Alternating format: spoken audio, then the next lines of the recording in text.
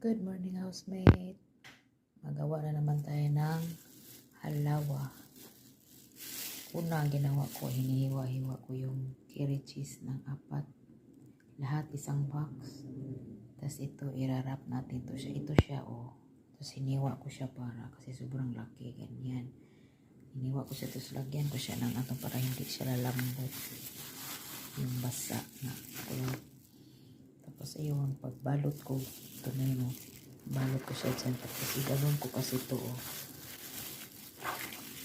Diamond ba pag ganon, lagay yung cheese sa gitna, tapos ikot na. Tapos dikitan mo siya dyan. Tapos ito na siya, oh. Magnganga lagi, kaya kailangan damihan mo ng gaw-gaw. Gaw-gaw talaga. Yan lang siya. Ang dami pa, oh. Ito pa nga, oh. Iba naman ito. Dates ito ang ilagay ko dito, dates. Ito lang muna ako ngayon, kaya mag-start na si Inday. Bye. Kung gusto niyong gayahin, PM me. Turuan ko kayo. Thank you for watching.